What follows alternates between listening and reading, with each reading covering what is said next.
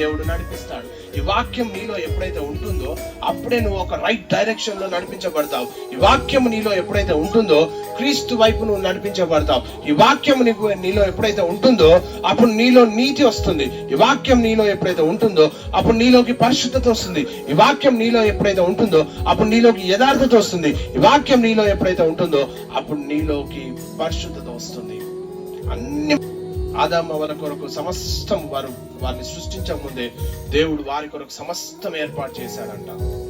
వారికి చెప్పాడు దేవుడు, ఇది మంచిది ఇది మంచిది అని, కానీ ఒక్కటి దాన్ని ముట్టుకోవద్దు, ముట్టుకోవాల్సింది అది కాదు, అన్ని ఎంజాయ్ చేయండి, మీరు అభివృద్ధి పొందండి, ఫలించండి, విస్తరించండి, భూమిని నిండించి అనేక రీతిలుగా విస్తరించండి అని దేవుడు చెప్పినప్పుడు ఏదైతే వద్దన్నాడో దేవుడు దాన్ని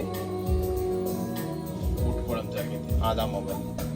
తద్వారా దేవుడు అనుగ్రహించు మహిమ నుండి వారు దూరం అయిపోయారు.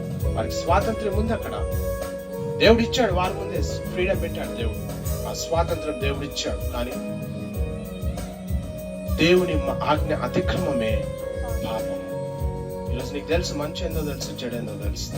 అయినా మనము దేనిని ఆశ్రయిస్తుంటున్నాం? అన్నిటి యందు, ఇక్కడ వాక్యం చెప్తుంది, అపోస్తలుడైన పౌలు కొరింథీ సంఘంతో మాట్లాడుతున్నటువంటి మాట ఏంటంటే, అన్నిటి యందు నాకు స్వాతంత్రం కలదు కానీ అన్నియు చేయదగినవి కావు. అన్ని మనం ముందు కనిపిస్తాయి. ఇతరు ఫ్రెండ్స్ అందరు కూడా వచ్చి మనల్ని శోధిస్తుంటారు. ఏం కాదు, పర్లేదులే, చేయొచ్చులే, ఏమైతుందిలే, ఒకసారి చేస్తే ఏమైతుంది. దేవుడు ఇచ్చాడు, ఫ్రీ విల్ ఇచ్చాడు అందరికి.